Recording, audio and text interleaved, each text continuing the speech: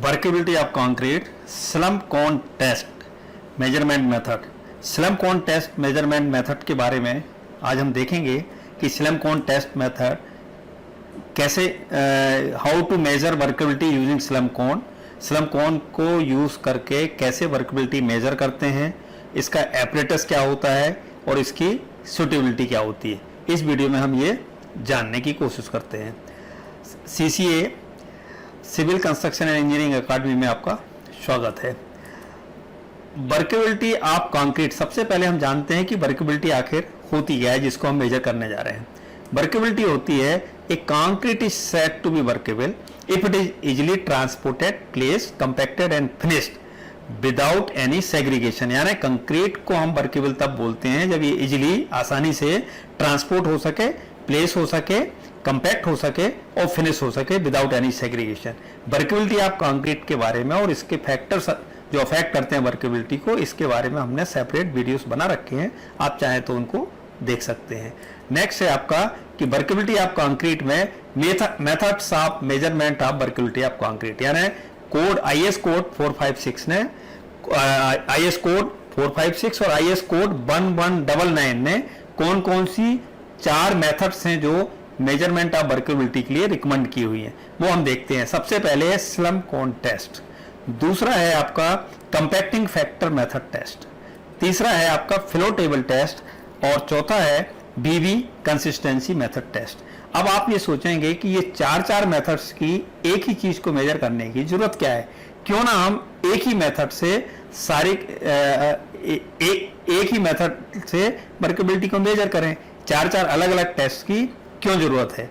जरूरत इसलिए है कि कोई भी एक ऐसा टेस्ट नहीं है जो सब तरह के कंक्रीट की क्वालिटीज की वर्केबिलिटी को मेजर कर सके। तो हर एक टेस्ट के कुछ ना कुछ लिमिटेशंस हैं, कुछ ना कुछ उसके फायदे हैं। तो हम सबसे पहले इस वीडियो में स्लम्प कोन टेस्ट के बारे में देखेंगे कि इसका एपरेटस क्या होता है, इससे वर्केबिलिटी कैसे मेजर करते हैं और इसकी सूटेबिलिटी क्या है। देखिए, ये आपका स्लम्प टेस्ट के लिए स्लम्प कोन है, जो आपका ये इस तरह से एक सिलेंडर होता है, कॉनिकल सिलेंडर, जिससे हम वर्केबिलिटी मेजर करते हैं। इस कॉनिकल सिलेंडर की ये डायमेंशंस हैं, ऊपर 100, बॉटम में उसका 200 mm का डाया है और इसकी हाइट होती है 300। तो आप इसको याद करने के पॉइंट ऑफ व्यू से बड़े आसानी से 100, 200 एंड 300, 100, 200, 300 के नाम से याद रख सकते हैं। 100 क्या है? इसका डायमीटर एट टॉप, 200 है डायमीटर एट बॉटम और 300 है इसकी हाइट।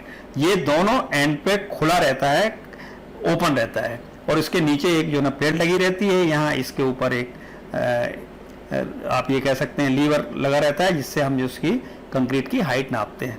देखेंगे नेक्स्ट स्लाइड में। देखिए, कंक्रीट को स्लम्प टेस्ट की जो प्रोसीजर है उसमें हम क्या करते हैं, कंक्रीट को 4 लेयर्स में 25 स्ट्रोक देके, हर स्ट्रोक में 25 बार उसको कंपैक्ट करके भरते हैं। इसको 4 लेयर में भरते हैं। जो 300 mm की इसकी हाइट है, यानी 1 फुट के करीब जो ये हाइट है, इसको हम 3 लेयर में भरते हैं। हर लेयर को 25 स्ट्रोक देने के बाद इसको कंपैक्ट करते हैं। तो 1, 2, 3 और 4 लेयर में इसको भरते हैं, इक्वल लेयर में। मैक्सिमम साइज ऑफ एग्रीगेट इसमें 38 mm या उससे कम होनी चाहिए। यदि कोई भी कंक्रीट जिसकी एग्रीगेट की साइज 38 mm या उससे ज़्यादा है, तो ये स्लम्प टेस्ट जो ना उसमें वैलिड नहीं है, सूटेबल नहीं है। और इसके अलावा not recommended for very low workability. यदि वर्केबिलिटी बहुत कम है, जो हार्श मिक्स है या बहुत ही कम वर्केबिलिटी है, तो उसमें भी इसकी वर्केबिलिटी आप स्लम्प कोन से नहीं नाप सकते हैं।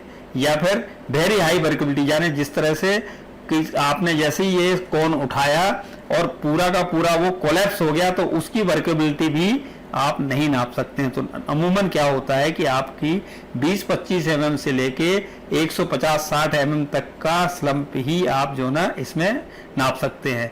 और ये जो कोन है स्लम्प कोन मेथड, ये स्लम्प कोन मेथड सूटेबल है फील्ड के लिए। सबसे मोस्ट सूटेबल और mostly widely use slump cone test method होती है। इसमें नापते क्या है, सबसे पहले जैसे मान लीजिए ये कोन रखा हुआ था, तो इसकी हाइट यहाँ तक थी टोटल, और उसको कोन को हटाने के बाद, जेंटली रिमूव करने के बाद जब जो ये टॉप ऑफ द कंक्रीट होती है, ये इसको हम बोलते हैं स्लम्प, और स्लम्प को मिलीमीटर में हम नापते हैं।